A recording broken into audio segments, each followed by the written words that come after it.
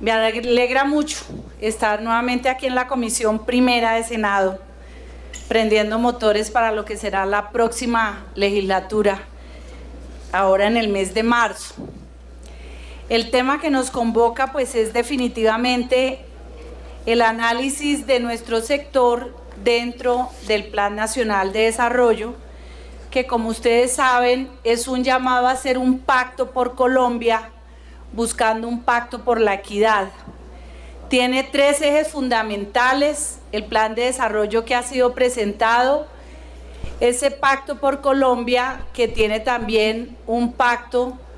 que tiene 3 ejes fundamentales, la legalidad, el emprendimiento y la equidad, que es el fin último que se busca con una serie de pactos transversales que llevan pues al cumplimiento de la Constitución y la ley, a buscar mecanismos de reactivación económica, de fomentar el crecimiento económico del país, de mejorar las cifras del empleo y de conseguir más oportunidades para las personas que tienen mayores dificultades para encontrar esos espacios de mejorar sus condiciones de vida. En últimas, ese tema final de la equidad, de la búsqueda de la equidad, lleva a concentrar el esfuerzo grande en una lucha contra la pobreza. Hay unas metas finales que terminarían beneficiando a cerca de 5 millones de personas que están en condiciones de pobreza extrema o de pobreza, de acuerdo con los indicadores que tiene el Estado colombiano y que precisamente busca mejorar esa calidad de vida en educación, en acceso a servicios públicos y buscando sobre todo, reitero, la mejora en las oportunidades. En el tema de competencia de la Comisión Primera y en el que nos movemos los ministerios de Justicia, Cancillería, Defensa e Interior, está nuestro pacto por la legalidad, que pretende una seguridad efectiva, una justicia transparente y oportuna para tener una democracia con libertad. Y esos son los pilares fundamentales dentro de los cuales nos movemos. El primer tema, efectivamente, el de seguridad, autoridad y orden para la libertad, tiene un componente que es el pacto por la vida, protección a personas y comunidades en riesgo, y en esto, si bien ya ha pedido senador Lozada una respuesta para las inquietudes y preguntas que ha traído en el día de hoy, quiero contarles algo que tiene que ver con el plan de acción oportuna para la protección de líderes sociales, comunales, defensores de derechos humanos y periodistas.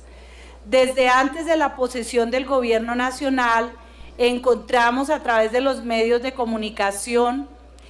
la presentación de una crítica situación de lo que estaba ocurriendo con el homicidio y amenaza a líderes sociales, comunales, periodistas, defensores de derechos humanos. Estuvimos con el presidente Iván Duque en la Defensoría del Pueblo y allí el defensor nos dio su visión, el escenario de lo que se presentaba. Fue entonces como surgió la tarea en cabeza del Ministerio del Interior para revisar las acciones. Encontramos una sobreinstitucionalidad, encontramos además una serie de choques internos entre las entidades del Estado, no solamente de gobierno, sino del Estado,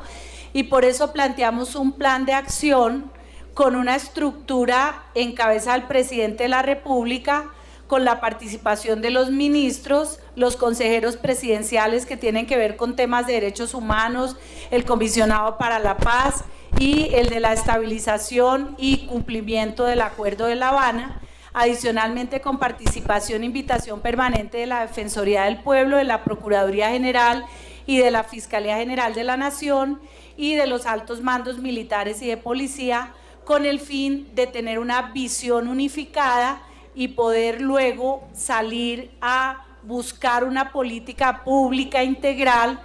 de la mano de los organismos internacionales, las plataformas de derechos humanos, la sociedad civil en general y las entidades territoriales. En ese plan de acción hemos venido trabajando activamente, ya hemos recorrido 15 sitios como respuesta a las alertas tempranas de la Defensoría del Pueblo o a la solicitud de alcaldes y gobernadores participando en comisiones de derechos humanos e inclusive por el llamado del comisionado de paz para estar presentes en los comités o en la comisión territorial, la Comisión Nacional de Garantías, subcomisión a nivel territorial. Este tema, el Plan de Acción Oportuna de Protección, espera tener una acción permanente durante los 4 años de gobierno como un eje articulador de las entidades del Estado, es decir, del nivel nacional, del nivel departamental y del nivel municipal, y tener una respuesta ante la comunidad civil cuando se refiere a las acciones y una respuesta efectiva a las alertas tempranas. Aquí voy a hacer un paréntesis muy grande porque sé que es de la mayor importancia para la comisión y es la situación de la Unidad Nacional de Protección. La Unidad Nacional de Protección, como ustedes saben, es un organismo que se creó específicamente para garantizar la protección de aquellas personas que se encuentran en un nivel de riesgo, bien sea, se toman decisiones bien sea de protección colectiva o de protección individual. Estamos enviando al señor ministro de Hacienda una carta en donde se describe la situación de la unidad de protección, ya que se presenta un déficit presupuestal. Desde el pasado mes de comienzos del año 2018, el entonces Gobierno Nacional, Director de Protección y Ministerio del Interior presentaron un presupuesto, un anteproyecto de presupuesto que generaba una visión de lo que podría ser el costo de la Unidad Nacional de Protección. Sin embargo, cuando llegó el proyecto de presupuesto al Congreso de la República, venía desfinanciado en cerca de 200.000 millones de pesos. Como ustedes saben, llegamos nosotros como Gobierno Nacional y el presupuesto ya estaba presentado al Congreso, el monto fue aprobado y la cifra de la Unidad Nacional de Protección fue aprobada de manera deficitaria. Razón por la cual, finales del año pasado, 2018, se vio en bastantes dificultades la Unidad de Protección para poder garantizar los contratos con el fin último de la entidad, que es garantizar hombres de seguridad, carros blindados, esquemas de protección individual o colectiva. A la fecha tenemos una situación también compleja para este año 2019 y es que los recursos están garantizados para hasta el mes de julio del año 2019 y nos encontramos en un déficit presupuestal cercano a los 300.000 millones de pesos, teniendo en cuenta que hay una diferencia al presupuesto asignado frente a lo requerido de 180.000 millones de pesos. De igual manera, hay un déficit para gastos generales como viáticos o combustibles y en razón a que hay un crecimiento de las medidas de protección. Tenemos a la fecha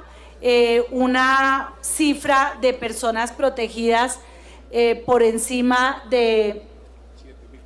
son 7.400 personas, de las cuales 4.200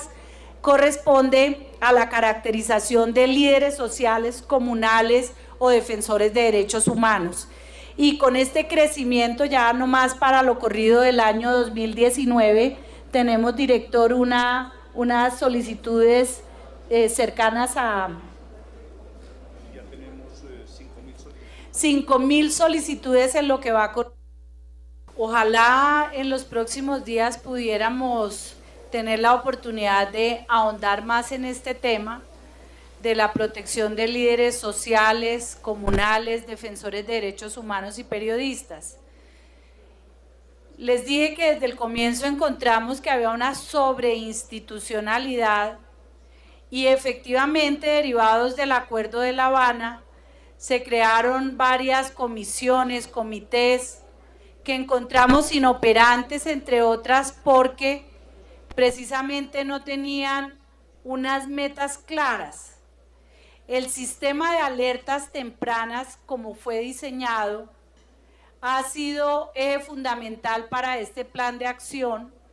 entre otras porque le dio a la Defensoría del Pueblo una autonomía para efectos de clasificar o identificar el riesgo de la población sin una caracterización previa que pudiera unificar una ruta de trabajo entre las entidades del Estado. Siempre se ha presentado desde el 2017, cuando se creó el sistema de alertas tempranas, una discusión entre la identificación de líderes sociales. Nosotros como gobierno dijimos no nos vamos a quedar en esa discusión, porque a lo que el gobierno nacional le interesa es que no haya un solo muerto en el país, ojalá ni por homicidios comunes, mucho menos de líderes. Este trabajo se ha orientado a estar en el territorio. Entre enero y febrero, lo que va corrido de febrero, hemos ido a 15 lugares. Y hemos ido, cuando digo hemos ido, es con las entidades territoriales, la comunidad internacional, las organizaciones sociales de las regiones, las autoridades territoriales, para revisar directamente en el sitio la problemática. Lo que pasa es, senador Gallo, que las circunstancias en el país han cambiado del 2016 a la fecha. Tanto que si usted mira, y la vez pasada en la Comisión de Paz leí, los informes que hace la Defensoría del Pueblo sobre las causas y las responsabilidades en el asesinato y amenazas a dirigentes y a líderes, tiene que ver con un problema de lucha de los grupos armados, organizados, ilegales que hay en el territorio. Y la Defensoría los identifica, empezando por el Clan del Golfo, los Pelusos, los Puntilleros, el ELN, las disidencias de las FARC. Están peleándose el control de las actividades ilegales en el territorio, explotación del narcotráfico, microtráfico, minería ilegal o explotación ilegal de minerales. Esa disputa territorial hace que la Defensoría del Pueblo le haga un llamado al Ejército Nacional, a la Policía, a la Armada, es decir, a las fuerzas militares y de policía, a controlar el territorio con las armas legales. Claro que nosotros como gobierno somos los más interesados en que no haya más mezcla de armas con la política, rechazo generalizado del gobierno.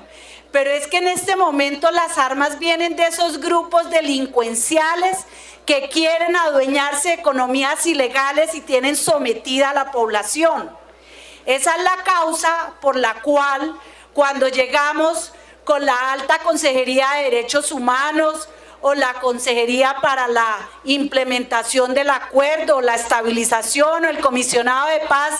tenemos que llevarnos a la fuerza pública, que son los que garantizan realmente la seguridad en la población. Entonces no es que estemos desconociendo absolutamente nada. Esa supra y superinstitucionalidad durante muchos tiempos, durante meses, los meses de finales del año 2017 y comienzos del 2018, generó un enfrentamiento permanente entre las instituciones. Nosotros dijimos, lo primero que tenemos que hacer es ponernos de acuerdo al interior del gobierno y también con las otras entidades del Estado, como la Defensoría, la Procuraduría y la Fiscalía General. Muchas reuniones, meses de trabajo, tenemos un compromiso que en este momento va en camino y es la reformulación de una política pública integral de protección a líderes,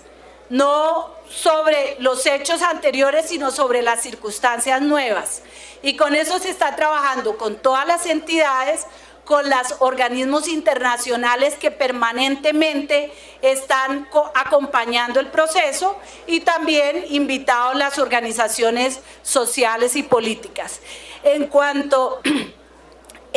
al tema que usted dice sobre los 3 asesinatos, la información oficial que me llega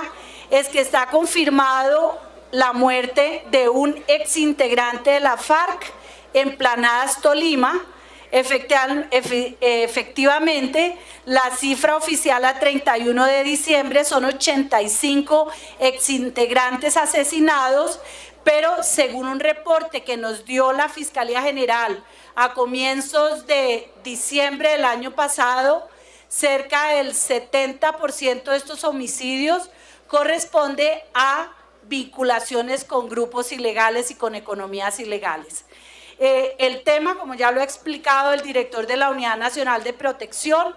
la implementación de todo el esquema de seguridad de los exintegrantes de las FARC, que le correspondió en capítulo especial a la Unidad Nacional de Protección, se viene haciendo con rigurosidad bajo la coordinación y el seguimiento del doctor Emilio Archila, consejero presidencial para tal efecto. Dos temas puntuales, senador Gustavo Petro. Primero, usted deja flotando en el aire el tema del origen de las armas, que es del Estado. Y obviamente como ministra del Interior tengo que responderle que usted también sabe que hay una fábrica de armas, Indumil, oficial, y que se le venden armas solamente a las personas que no tienen antecedentes, y que hay un control sobre la venta de armas. Si esas armas son comercializadas de manera legal por el Estado y hay una serie de restricciones, sin embargo terminan en manos de los delincuentes, no quiere decir que el Estado esté promoviendo la delincuencia. En segundo lugar, efectivamente la directora de planeación salió, pero esta mañana tuvo una reunión con la presidenta del Consejo de Estado y el tema del software fue un tema tratado, es un tema que se ha analizado dentro de los temas o dentro de la estrategia que estamos construyendo para prevenir la corrupción y para garantizar la seguridad en las próximas elecciones de octubre.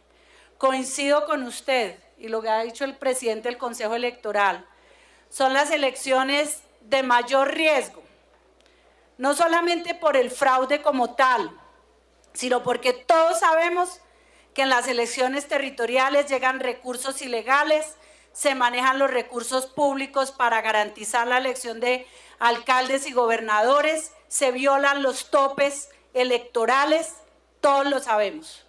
Estamos generando un plan de trabajo justamente con el presidente del Consejo Electoral, con la sala, tenemos la próxima semana una reunión para revisar estas acciones. Con el senador Guevara, esta mañana hemos estado hablando él